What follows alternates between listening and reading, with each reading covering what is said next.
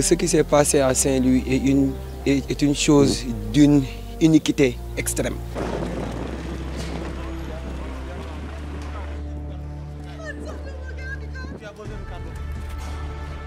C'est injuste de tuer comme ça des étudiants qui sont venus dans les temples du savoir pour apprendre.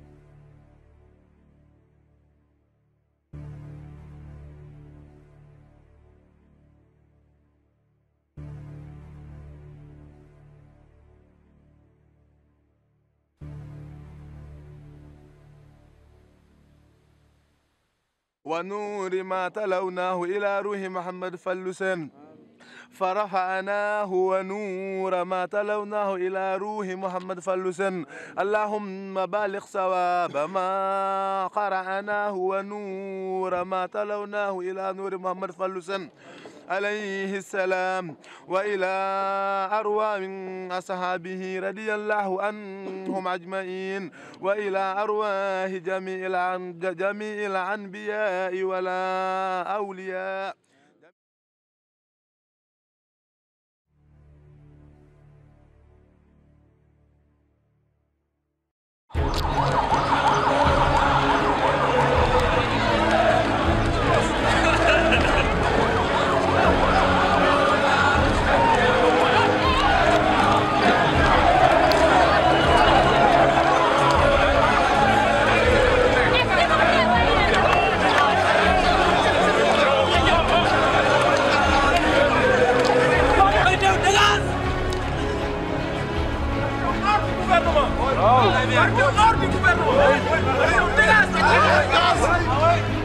Que la justice soit faite loolu lañ bëgg yoon def liggéeyam dañoo sonn ci rey dañoo sonn dañ démissionné ñu bàyyi ci dañoo sonn ci rey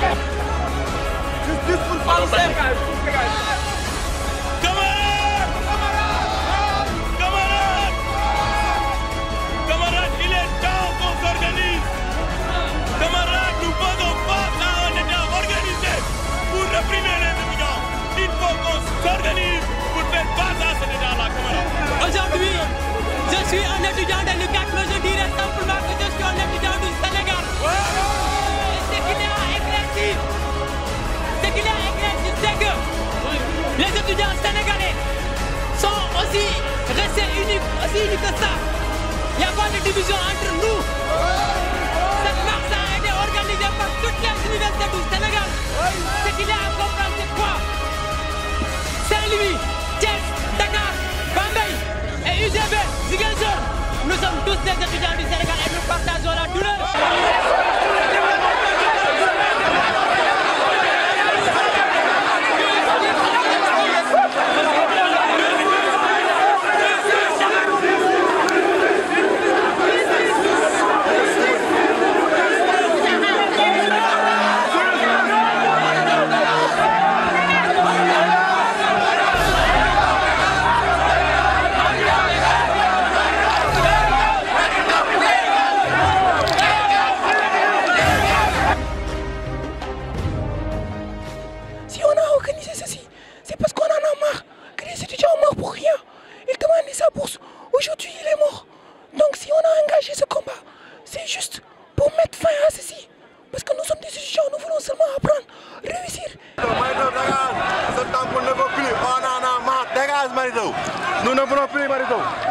Je voudrais rappeler, camarades, les étudiants qui sont entrés hier au palais, ils sont ressortis du palais avec les idées claires.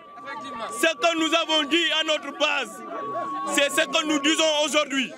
Et c'est ce que nous avons dit au président de la République. Nous voulons, monsieur le président de la République, camarades, nous voulons que justice soit faite pour Mohamedou Fallou Sène. Nous voulons la démission du ministre de l'Enseignement supérieur et de la Recherche.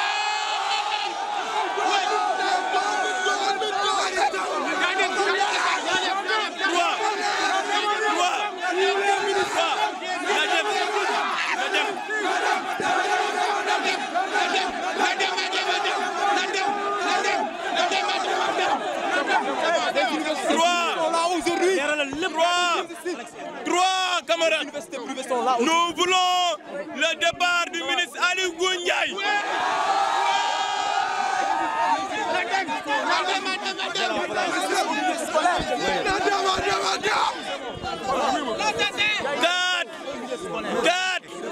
Nous voulons le départ du ministre Amadou Ba.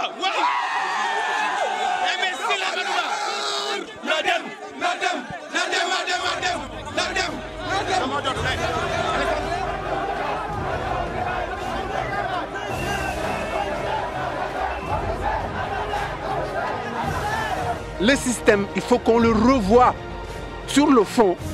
Ce n'est pas à moi seul de donner la solution, mais chacun doit savoir que Fallou Sène est la victime expiatoire ou bien rituelle d'un système. Parce qu'il paraît que oui, donc c'est la victime peut-être sacrificielle. Mais ça, c'est une autre affaire. Donc moi, je suis venu simplement pour témoigner en tant que chef de famille, en tant qu'ancien étudiant de première année en 73, que ce qui s'est passé là, ça dépasse tous les discours de type politique ou politicien ou autre. C'est un problème de fond. Une société n'a pas réussi en 54 ans à résoudre le même problème ou 40 et quelques années. Ça veut dire que donc la société doit s'interroger et prendre ses responsabilités. Saint-Louis. Je suis de Saint-Louis. Je suis là à Dakar. J'étais tout à l'heure et avec un organe de presse. J'étais avec Diène Farbangom de l'université de Dakar. On n'est pas divisé. On a été reçus parce que le président nous a dit que c'est là-bas où il y a eu le drame. Je voudrais vous recevoir pour qu'il y ait une version des étudiants, des acteurs les plus impliqués. Je voudrais aussi vous présenter mes condoléances les plus sincères. Venez, je voudrais vous écouter. On est allé, il nous a écoutés. On lui a dit ce qui s'est réellement passé. Et je vous dis, pourquoi cette rencontre-là a été qualifiée d'informelle? C'est parce qu'il y avait la présence de mon ministre. Le président a veillé à ce que seulement son cabinet présidentiel soit présent. Donc c'était une rencontre entre le président de la République, son cabinet présidentiel et la coordination des étudiants de Saint-Louis pour que l'on revienne sur les faits. Pour que l'on revienne sur les faits. Et je le dis, quand j'ai commencé, il m'a dit il faut revenir sur les faits. J'en ai besoin. On est revenu sur les faits parce qu'on était présent lorsque ce drame-là s'est produit. Donc c'est ça le sens. Et je voudrais lancer un appel à ceux qui décident de fausses informations. on a ce qu'on appelle l'éthique de la représentation. Pour rien au monde, on va sacrifier des présents, des cadeaux. Pour rien au monde, on va sacrifier les intérêts supérieurs des camarades étudiants sur l'autel de nos intérêts personnels. On ne le fera pas. On a ce qu'on appelle, je le répète, l'éthique de la représentation. On ne le fera pas. Et je suis un étudiant, je me soucie aussi de ma carrière, je me soucie de ma dignité, de mon intégrité. J'ai reçu une bonne formation, j'ai reçu une bonne éducation. Je ne vais pas vendanger tout cela sur l'autel de 4 millions, disent-ils. 4 millions. Vous imaginez? Depuis quand on est syndicaliste? 4 millions. Est-ce que ces 4 millions, est-ce que ça pouvait nous empêcher de décréter des GC? Si on voulait avoir 4 millions, si on voulait avoir 10 millions, si on voulait avoir 12 millions, on n'allait pas décréter des GC. Si on était corrompu, qu'on arrête de distiller de fausses informations. Qu'on arrête.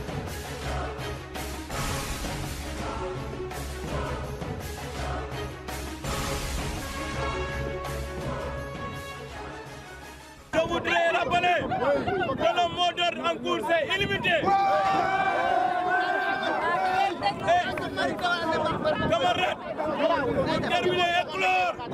Camarades, pour terminer et clore, nous vous demandons de rester en alerte maximale. Tant que Marito ne part pas, tant que Amadou Ba ne part pas, tant que Ali Goudia ne part pas, tant que la justice ne part pas, le combat continue.